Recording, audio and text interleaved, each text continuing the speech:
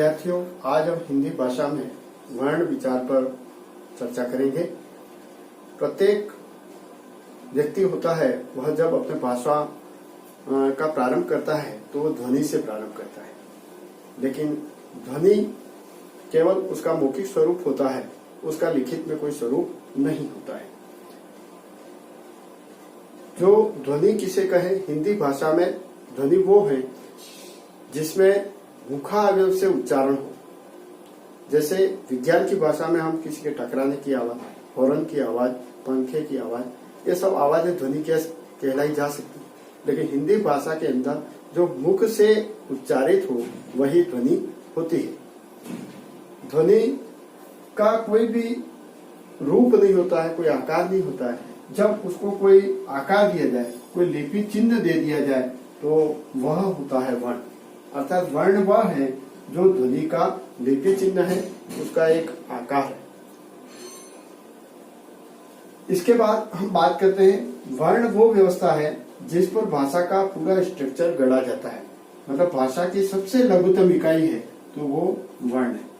भाषा की लघुतम इकाई वर्ण और ध्वनि का लिपि चिन्ह है वो वर्ण कहलाता है। आगे एक प्रश्न खड़ा होता है, वर्ण के भेद, कि वर्ण के भेद कौन कौन से हैं। वर्ण के भेद दो तरह से हिंदी में भेद होते हैं, एक स्वर है और एक व्यंजन है। स्वर कौन सी ध्वनियां होती है और व्यंजन कौन सी ध्वनियां होती है, उस पर हम थोड़ी सी चर्चा कर लें। स्वर किसे कहें, तो स्वर ध्वनियां वे ध्वनियां होती है जिनका उच्चारण निर्बाध रूप से होता है। उनके उच्चारण के समय मुखावयव में कोई बाधा नहीं होती। हमारे मुख के जिस अवयव से उसका उच्चारण हो रहा है तो उसके बिना रुकावट के उच्चारण हो जाए तो वह स्वर ध्वनि कहलाती है। हिंदी के अंदर स्वर 11 माने गए हैं, जैसा कि यह लिखे हुए हैं, अ, आ, ई, उ, री, ए, ऐ, ओ, औ। अब यहाँ एक चीज और मैं स्पष्ट करना चाहूंगा, जिसमें री पर काफी चर्चा होती है कि री हिंदी का स्वर है या नहीं। तो मैं यहाँ स्पष्ट कर देना चाहूंगा कि री हिंदी का स्वर है, और इसके पीछे एक तथ्य यह है कि संस्कृत के जितने शब्द हैं उन सभी शब्दों को हिंदी में अपनाया गया और जिनको हम तत्सम शब्द कहते हैं। तो जब हिंदी में संस्कृत के शब्द आ रहे हैं तो संस्कृत का जो स्वर है री, वो भी हिंदी में आ गया, और हिंदी में आ गया है तो हिंदी वर्णमाला के अंदर इसको पढ़ा जाता है। तो री है वो हिंदी का स्वर है, इसलिए हिंदी के अंदर कुल स्वर 11 होते हैं। अब हम बात करते हैं, इन स्वरों में भी अलग अलग भेद है। मुख्य रूप से दो भेद कहलाए जाते हैं, एक तो मूल स्वर जिसको ह्रस्व भी कहा जाता है, ह्रस्व स्वर, और दूसरे हैं दीर्घ स्वर। दीर्घ में ही एक भेद और माना जाता है, वो संयुक्त स्वर है, वो इसी का एक उपखंड है, उपभाग है। मूल स्वर हिंदी के 3 हैं, अ, ई, सॉरी 4 हैं, अ, ई, उ और री।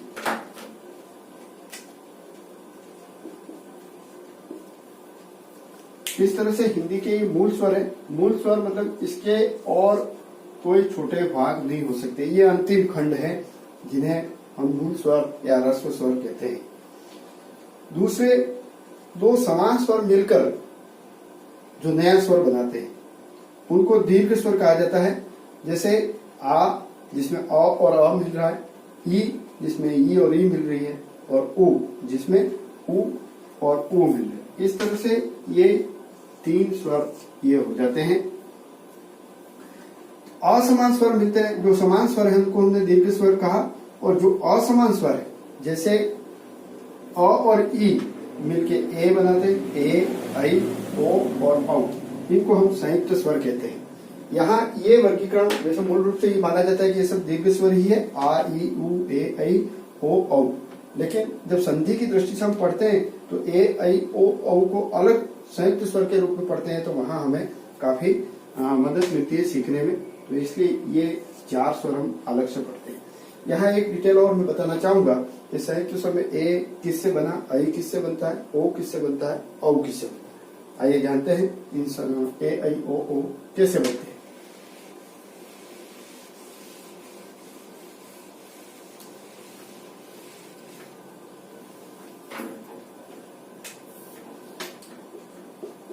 एक ही ध्वनि है वो अ और ई के मेल से बनती है।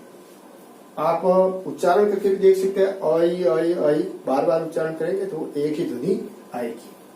आई की ध्वनि में अ के साथ एक ही ध्वनि, अ के साथ एक ही ध्वनि मिलेगी तो आई की ध्वनि आएगी। इसी तरह से ओ की ध्वनि में अ और ऊ की ध्वनि, अ और ऊ की ध्वनि मिलके औ की ध्वनि बनाती है और औ की ध्वनि बनती है अ के साथ ओ की ध्वनि। तो इस तरह से हमारे 4 ये संयुक्त स्वर बनते हैं। अब एक चीज यहां और स्पष्ट में करना चाहूंगा कि जब हम बचपन में आप लोग भी पढ़े होंगे कक्षाओं में, प्राथमिक कक्षाओं में, तो यहाँ इन्हीं स्वरों के साथ 2 वर्ण और पढ़े जाते हैं जो होते हैं अम और अह। अब एक प्रश्न जरूर उठता है कि अम और अह स्वर नहीं है तो फिर ये क्या है, और जब स्वर प्राथमिक कक्षा में जब पढ़ते हैं तो स्वरों के साथ इनको क्यों पढ़ाया जाता है।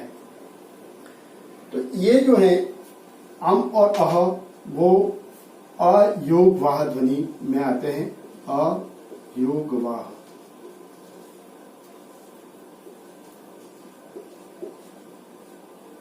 अब ये अयोगवाह क्या है उसको मैं स्पष्ट कर लेता हूं। अयोगवाह वो शब्द से ही स्पष्ट है। अयोग मतलब यह योग नहीं करते, ना तो ये स्वर के साथ योग करते हैं न ही व्यंजन के साथ। अयोग और इसके बाद वाह, वाह का अर्थ होता है वहन करना। तो यह वहन किए जाते हैं स्वर ध्वनियों के द्वारा। जैसे आपने देखा होगा कभी ये अनुस्वार और विसर्ग है वो बिना स्वर के नहीं होते। स्वर ध्वनि है वो इसको वहन करती है। आप देख रहे हैं और के ऊपर इसका जो निशान होता है चंद्र बिंदु जो बोलते हैं बिंदी हिंदी की, तो बिंदी अ पर ही वहन की जाती है और ये अ पर ही विसर्ग का चिन्ह भी वहन किया जाता है। तो स्वर ध्वनियां इनको वहन करती है, इस कारण से इनको स्वरों के साथ रखा जाता है, स्वरों के साथ पढ़ा जाता है। बाकी इन्हें अयोगवाह ध्वनि के नाम से अलग से जाना जाता है। ये न तो स्वर है न ही व्यंजन है, यह अयोगवाह ध्वनि है जो स्वरों के द्वारा वहन की जाती है। यदि आपको मेरा वीडियो पसंद आया हो तो लाइक करना मत भूलें और कंटिन्यूस अपडेट के लिए सब्सक्राइब बटन पर क्लिक करके बेल आइकन दबा देना, जिससे आपको मेरा नेक्स्ट वीडियो का नोटिफिकेशन मिल जाए।